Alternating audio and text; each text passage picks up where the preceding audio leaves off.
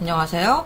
이번 강의에서는요, CSS, 스타일시트의 기본적인 정보, 그리고 우리가 자주 사용하는 선택자에 대해서 알아보도록 하겠습니다. 처음 시간에 제가 설명을 드릴 때 HTML이 문서에 내용을 입력하는 거라면 CSS는 문서에 디자인을 입히는 기능을 한다라고 말씀을 드렸죠. 여기 화면 보시면 왼쪽에 회원가입 페이지가 있어요. 이거는 HTML 태그만 사용을 해서 적당하게 내용을 입력한 상태입니다. 보기가 그렇게 좋진 않아요. 하지만 동작하는데 무리가 없죠. 근데 여기에 CSS를 이용을 해서 디자인을 입히게 되면 훨씬 보기 좋은 형태로 만들 수 있습니다. 정렬도 들어가고 읽기 쉽게 공백들도 추가를 해줬습니다. 버튼의 모양도 바꿔줬어요. 이런 역할을 하는 것이 CSS입니다. 그리고 요즘에 CSS가 더 중요하게 사용되는 것은 반응형 웹 디자인을 만들어주기 때문입니다. 왼쪽에 보시면 정보24 사이트예요. 왼쪽 화면은 PC에서 봤을 때 화면입니다. 자주 찾는 서비스가 가로로 쭉 나열되어 있어요. 원스톱 서비스도 여러 개가 나열되어 있습니다. 얘를 모바일에서 접속을 하게 되면 가로로 길게 나열되어 있던 항목이 자동으로 두 줄로 표현이 됩니다. 이걸 PC용 화면과 모바일용 화면을 따로 만드실 수도 있긴 해요. 하지만 CSS를 이용을 하면 좀 더 품을 덜 들이고 좀 더 쉽게 화면 크기에 따라서 레이아웃이 바뀌도록 만들 수도 있어요. 그 역할을 해주는 게 바로 CSS입니다. 자, CSS는요, 사용하는 형식이 있어요.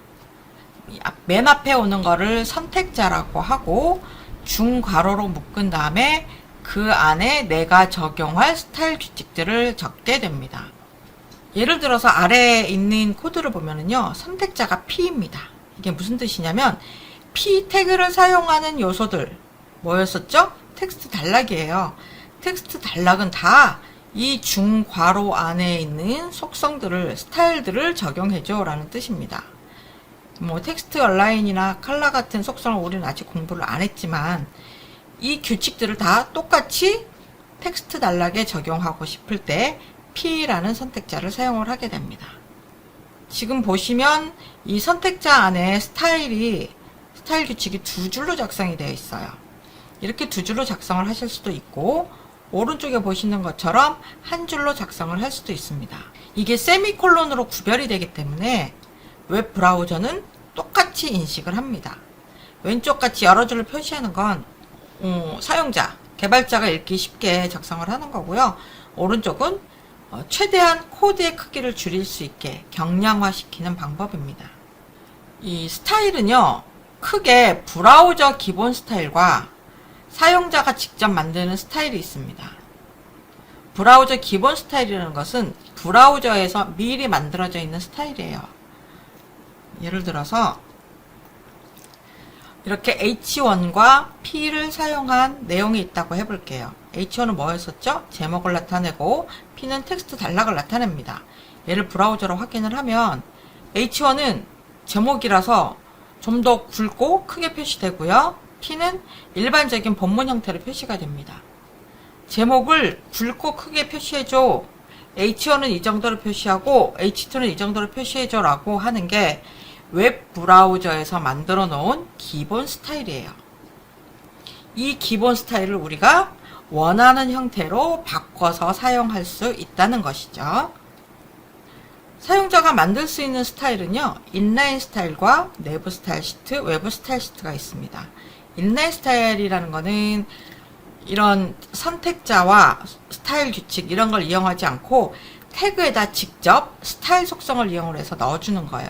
딱 거기 하나만 적용을 하고 싶을 때 사용하는 방법입니다. 문서 안에 아무래도 스타일 규칙들을 많이 사용하게 되겠죠.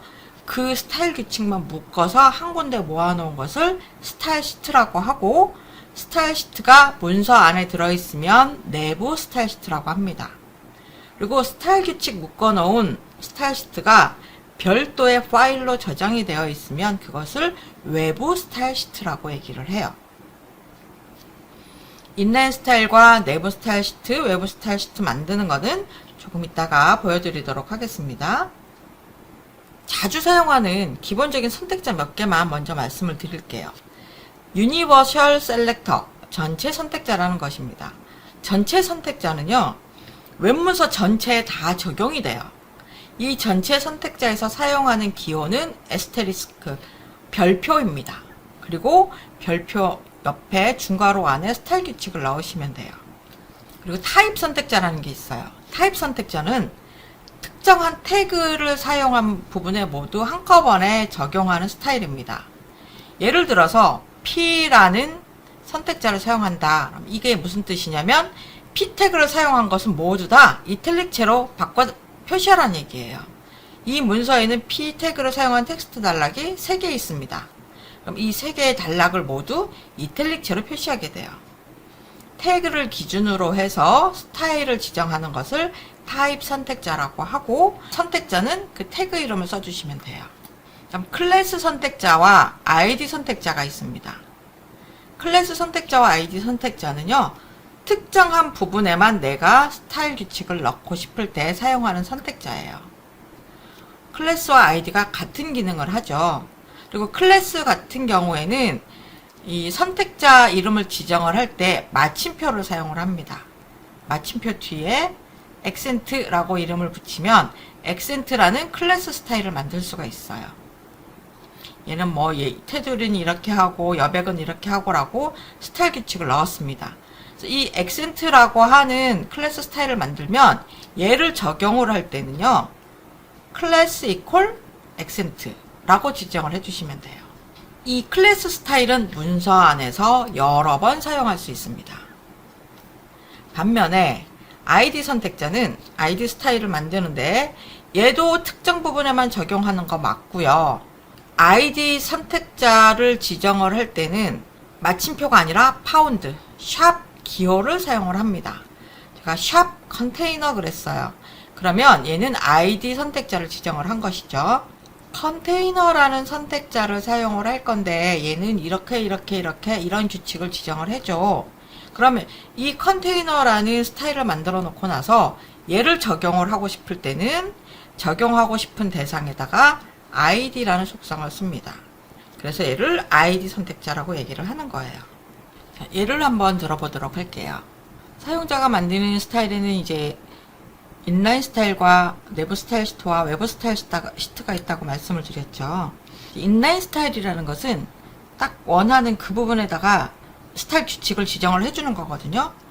만일 여기 첫 번째 텍스트 단락에다가 제가 글자를 빨간색으로 바꾸라고 지정을 해주고 싶어요. 그럼 스타일은 하고 컬러 값을 레드 이렇게 지정을 해주면 이 부분 하나에만 지정이 됩니다.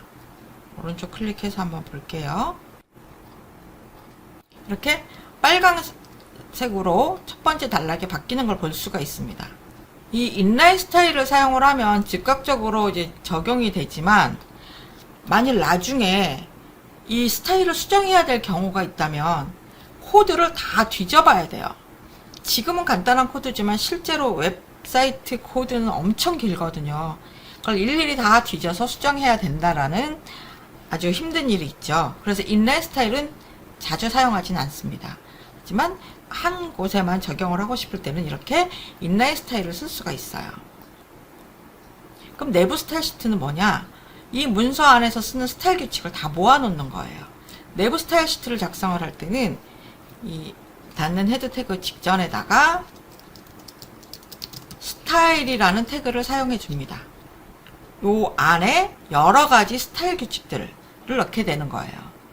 여기 뭐 타입 선택자를 넣으셔도 되고 전체 선택자를 넣으셔도 되고 아이디 선택자 그리고 앞으로 배우게 될 여러 선택자를 다 이 안에다 작성하시면 됩니다. P라는 선택자를 사용해 볼게요. 그럼 뭐였었죠? 타입 선택자입니다. P 태그를 사용한 요소에는 모두 다 적용을 해줘. 폰트 스타일을 이탈릭으로 해줘 라고 지정을 해볼게요. 이것은 글자를 이탈릭체로 바꿔주는 역할을 합니다. 저장을 하고 브라우저를 보면 P 태그를 사용한 곳에 모두 이탈릭체가 적용된 걸 볼 수가 있어요. 이렇게 타입 선택자를 사용하면 해당 요소에 다 똑같이 지정이 됩니다. 그럼 클래스 선택자를 한번 지정을 해볼게요. 액센트. 클래스 스타일을 정의할 때는 마침표를 붙인다고 했습니다. 제가 얘를 굵게 만들고 글자를 블루라고 해보겠습니다. 이 속성들은 나중에 뒤에서 배울 거니까 굳이 지금 기억하시려고 안 해도 돼요. 그냥 액센트라는 스타일을 만든다는 것만 눈여겨보십시오. 이렇게 해서 액센트라는 스타일을 만들었어요. 얘를 적용하려면 무슨 속성을 쓰죠? 여기다 한번 H1에다 적용을 해볼게요. 클래스라는 속성을 씁니다. 그리고 이름은 액센트. 이렇게 지정을 해주시면 돼요. 이때는 마침표 붙이시면 안 돼요. 자, 액센트라는 스타일을 내가 스타일 시트 안에다 만들었는데 그것을 H1에다 적용을 해줘 라는 뜻입니다. 저장하고 브라우저로 보면 굵고 파란색으로 표시가 됩니다. 아이디도 만들 수 있어요. 아이디는 무슨 기호를 썼었죠? 샵 기호를 씁니다. 액센트 2라고 해보겠습니다. 좋은 이름은 아닌데요. 지금 갑자기 떠오르는 이름이 없어서 저는 이제 배경색을 주고 글자색을 바꿔본 거예요. 얘를 적용을 하고 싶어요. 이것을 어디다 할 거냐면 레드양 요 제목에다 다시 하고 싶습니다. 클래스 지우고요. 방금 만든 아이디 스타일을 넣고 싶어요. 그 경우에는 속성 아이디 값을 이용을 하고 액센트 2 이렇게 해서 저장해 보겠습니다. 까만색 배경에 하얀색 글씨로 바뀐 것을 볼 수가 있어요. 클래스 스타일과 아이디 스타일의 가장 큰 차이는 뭐냐면 클래스 스타일은 원하는 곳에 어디든 쓸 수 있다는 거예요. 자, 여기도 한번 클래스에서 액센트 이렇게 하면 굵고 파란색으로 표시가 가능하죠. 근데 아이디 같은 경우는 아이디 스타일은 문서에서 한 번만 쓰셔야 돼요. 아, 두 번 쓰면 에러 나나요? 아니요, 두 번 써도 에러가 나진 않습니다. 쓰면요 이렇게 되긴 해요. 근데 이 용도가 아이디라는 것은 문서 안에서 한 번만 쓴다라고 우리가 이미 약속을 했고 이것을 이용해서 나중에 뭐 자바스크립트랑도 연결해서 코딩할 수 있고 하기 때문에 아이디 스타일을 두 번 쓰지는 말아주세요. 그래서 아이디라는 속성은 문서 안에서 각 요소를 구별짓기 위해서 한 번만 쓸 수 있기 때문에 구별짓기 위한 속성으로 많이 사용을 하고 스타일을 적용하고 싶을 때는 주로 클래스 스타일을 사용하기도 합니다. 아예 아이디 스타일을 사용하지 않는 경우도 많아요. 하지만 처음부터 그렇게 정해져 있던 것들은 아니기 때문에 클래스 스타일과 아이디 스타일의 차이점 정도는 여러분도 알고 계시는 것이 좋겠습니다. 이렇게 문서 안에 적용할 스타일들을 모아놓은 것을 내부 스타일 시트라고 합니다. 그럼 외부 스타일 시트는 뭘까요? 스타일 정보만 외부 파일로 저장을 해놓고 그것을 연결해서 링크해서 사용하는 방법이 바로 외부 스타일 시트입니다. 어떻게 만드냐면요, 이 스타일 태그 사이에 있는 스타일 정보만 따로 잘라볼게요. 그리고서는 현재 이 폴더 안에다가 새 파일을 만듭니다. 외부 스타일 시트 파일의 확장자는 CSS예요. 제가 그냥 my.css라고 해볼게요. 그리고 여기에 스타일 정보를 입력을 해요. 이외에도 얼마든지 여러분이 다른 스타일 정보들도 저장할 수 있겠죠. 그러니까 저장을 하고 이때 스타일 태그 안 들어가는 거 보이시죠? 기존에 있던 이 내부 스타일 시트에서는 스타일 태그를 사용을 했지만 외부 스타일 시트에서는 링크 태그를 사용을 합니다. 이 링크 태그는 웹문서에 외부 문서를 연결해 줄 때 사용하는 태그예요. 여기다 REL, 릴레이션의 줄임말입니다. 가져오려고 하는 파일이 어떤 파일인 거야? 라고 얘기를 해주는 거죠. 스타일 시트 파일을 갖고 올 거야. 라고 릴레이션을 스타일 시트라고 해주고 가져올 파일은 href라고 하는 속성을 이용해서 지정을 해줘요. 내가 방금 만든 my.css 파일을 가져와줘. 저장하겠습니다. 그리고 얘를 브라우저로 확인을 하면 여기는 지금 스타일 정보가 하나도 없어요. 인라인 스타일 하나밖에 없고 액센트 2라고 하는 아이디 스타일도 지금 여기는 없어요. 어디에 있죠? my.css 있습니다. 이 my.css에 있는 액센트 2라는 아이디 스타일을 가지고 와서 적용해 줬어요. 웹 문서는 워낙 많은 스타일들을 다루기 때문에 대부분 이런 식으로 외부 스타일 시트를 만들어서 연결해서 사용을 합니다. 그리고 우리가 스타일에서 중요하게 보셔야 되는 게 뭐냐면 스타일의 우선순위예요. 한 요소에 여러 가지 스타일이 적용됐을 때 어떠한 게 먼저 적용되는지 그 우선순위를 꼭 아셔야 되고요. 스타일은 태그들의 포함 관계에 따라서 부모 요소에 적용된 스타일을 상속받기도 하고 상속이 안 되기도 합니다. 우리가 중요하게 보셔야 되는 건 소스 순서와 한정 짓는 그 범위에 따라서 우선순위가 달라진다는 거예요. 가장 먼저 적용되는 것은 우리가 그 스타일 시트에 스타일 규칙들을 나열을 하잖아요.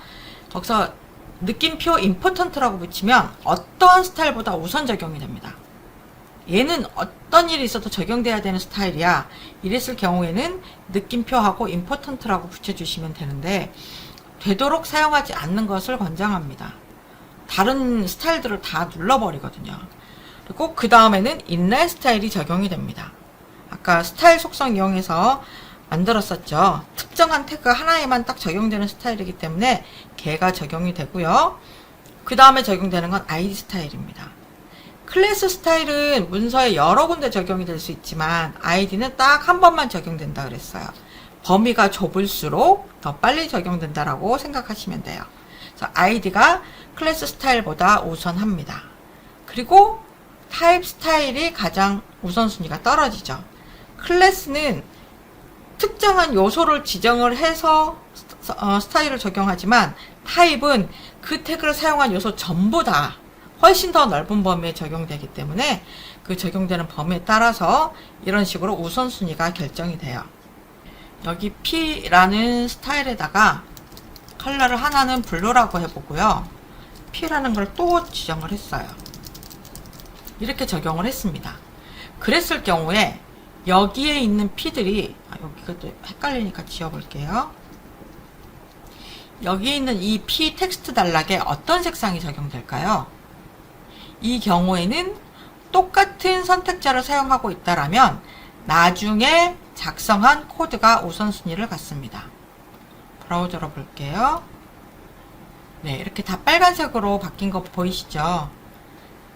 같은 선택자를 사용하고 있다라면 나중에 작성한 코드가 우선순위를 갖는다. 예, 기억해 두시고요. 그 다음 스타일 상속인데요. 자식 요소에서 별도로 스타일을 지정하지 않으면 부모 요소에 있는 스타일 속성들이 전달된다 라고 되어 있는데 여기 div라는 요소에다가 색상을 지정을 해 볼게요. 다 지우고요. div라는 요소에 제가 컬러를 레드라고 지정을 하겠습니다. 지금 여기 H1이나 P나 여기에 아무런 글자 속성을 지정하지 않고 오로지 div라는 태그에만 색상을 지정을 해줬어요. 여기 포함 관계를 보면 div 태그 안에 H1 태그와 P 태그가 들어있습니다. 이랬을 때 div를요 부모 태그라고 하고 그 안에 포함된 P 태그를 자식 태그라고 합니다. 자식 태그에서 별도의 스타일을 지정하지 않았을 경우에 부모 요소, 부모 태그에서 적용된 스타일을 그대로 물려받는다. 이것이 스타일 상속이에요. 저장을 하고 한번 브라우저로 볼게요. 저는 H1과 P 요소에다가 글자색을 지정한 적이 없어요. 그런데도 빨간색이 표시되는 이유는 이 H1과 P 요소의 부모, 즉 div에 스타일이 적용되어 있기 때문입니다. 그 스타일이 그대로 자식 요소에도 적용이 되는 거예요. 이것을 스타일 상속이라고 부릅니다. 방금 보신 것처럼 글자색은 상속이 돼요. 근데 배경은 상속되지 않습니다. 이건 나중에 이제 배경 부분에 가서 한 번 더 설명드릴 기회가 있을 텐데요. 모든 스타일 속성이 다 상속되는 건 아니에요. 그렇지만 이렇게 글자 색이라든지 글자 크기나 이런 것들은 대부분 부모 요소에서 자식 요소로 상속이 된다. 이렇게 알고 계시면 되겠습니다. 네, 오늘은 CSS의 기본 내용에 대해서 알아봤고요. 다음 시간부터는 실제적으로 스타일 규칙을 만드는 여러 속성들에 대해서 하나씩 살펴보도록 하겠습니다.